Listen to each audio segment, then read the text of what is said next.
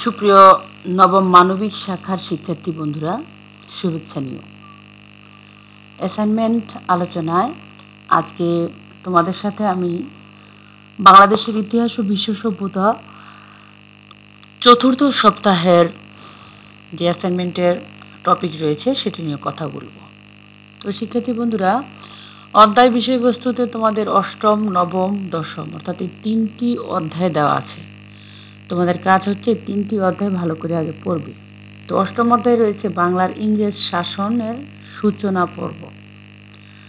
সূচনা পর্বে কি হয়েছিল ইংরেজ শাসনের, অর্থাৎ সেই 1757 সালের থেকে শুরু হবে। তারপরে দেখো নবম অধ্যায় রয়েছে ইংরেজ শাসন আমলে বাংলার প্রতিরোধ, তারপর হচ্ছে নবজাগরণ ও সংস্কার আন্দোলন। এই নবম অধ্যায়ে এই বিষয়টা ইংরেজরা যখন শাসন করেছিল তখন বাঙালি কিভাবে এই প্রতিরোধ করেছিল, নবজাগরণের আন্দোলনের ডাক তুলেছিল, সংস্কার আন্দোলন কি করেছিল, কিভাবে করেছিল।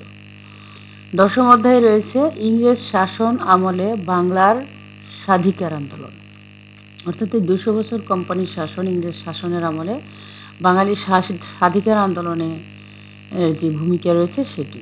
বাংলার সশস্ত্র বিপ্লবী আন্দোলন, এই সশস্ত্র বিপ্লবী আন্দোলন নিয়েও কিছু লিখতে হবে। তো এখন হচ্ছে অ্যাসাইনমেন্টের যে নির্ধারিত কাজ তোমাদের, সেটি হচ্ছে ইংরেজ শাসনামলে বাংলার রাজনৈতিক পরিবর্তনের সংক্ষিপ্ত বর্ণনা করো। তো ইংরেজরা বাংলাদেশ 200 বছর শাসন করেছে, আমরা জানি, যাকে কোম্পানির শাসন হিসেবে অভিহিত করা হয়। তো এই 200 বছর শাসনে বাংলাদেশের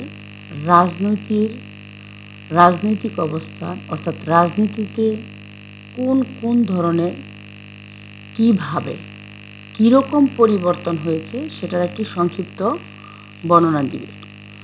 তো এক্ষেত্রে আমি তোমাদেরকে পরামর্শ দিব যে এরকম আরও তথ্য তুমি পাবে, ইন্টারনেটে যদি সার্চ দাও তাহলে পাবে, এবং তোমার বইয়ে যা আছে সেটিও তোমার জন্য যথেষ্ট।